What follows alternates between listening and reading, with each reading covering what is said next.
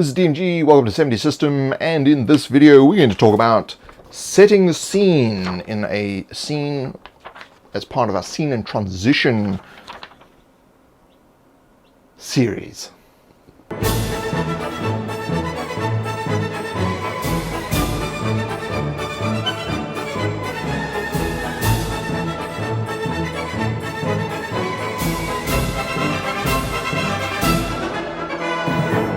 The Scenes and Transition Guide is available on 70system.com in the downloads section. If you're enjoying these videos, please consider supporting me on Patreon. That's patreon.com/70system.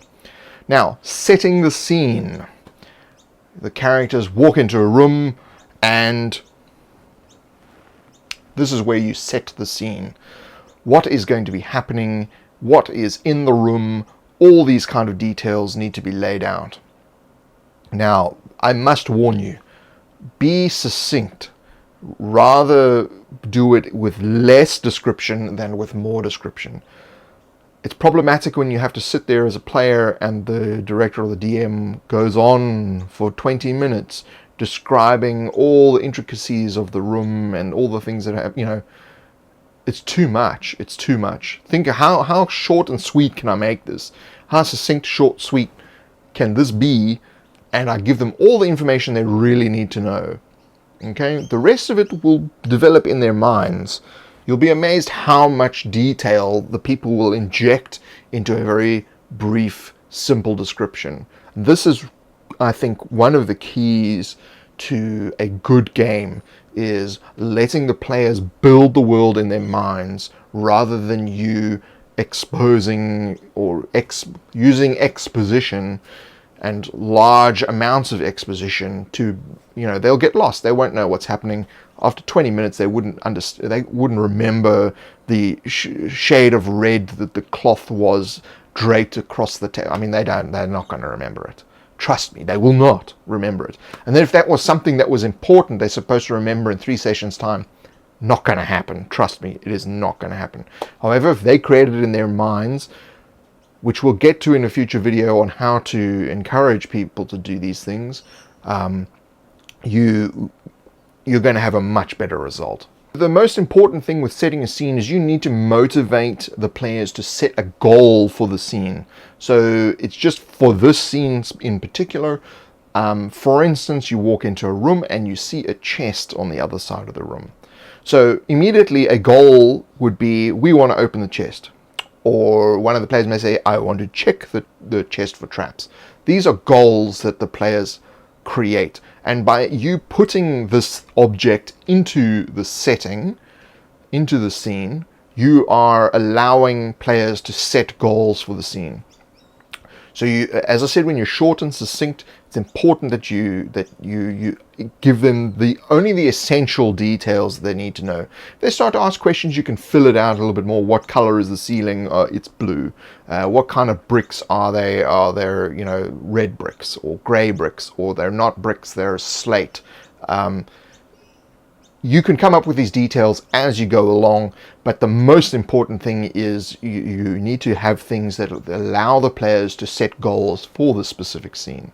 So you need a description of the location or a description of the event that's happening in the scene, the objects, the non-player characters, and the monsters that may be in the scene. Now, a scene doesn't need to be a room. A scene could be you're out in the street or you're in a forest. That's the area. You're just describing the area that you're in. Some of those things will become important. So you may want to say it's a stormy night and you're in a forest. Let the players then ask you more questions about the forest. You don't need to give them if they want to know more, they'll ask you. If they don't want to know more, they won't. You just say it's a dark, stormy night and you're in a forest. Short and sweet. Then you can start to add details that are going to give the characters goals. So up ahead, you see the shimmer of a campfire. You hear the woo-woo of an owl, but it doesn't sound like any ordinary owl. So here you're creating interesting things that the players can want to investigate what that sound was, or they can investigate the camp. It's up to you in this scene as to what. Now the two may be related.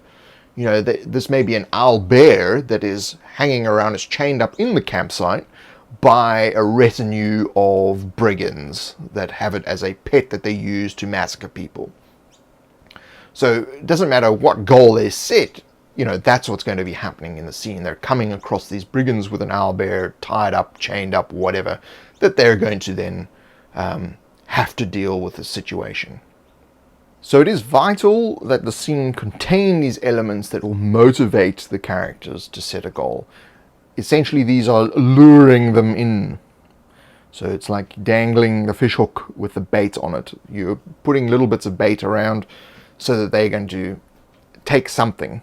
And that will then lead to the next part of the scene, the struggle, which we'll talk about in the next video. So again, the important part is to set these little lures that get the players to actually set a goal for the scene for their character. In the first example, I just said there was a chest in the room. So that's just one obvious goal that they will set. But we said there were two things. One person would try and open it, another person said, no, we're going to check for traps. We set two goals with one object.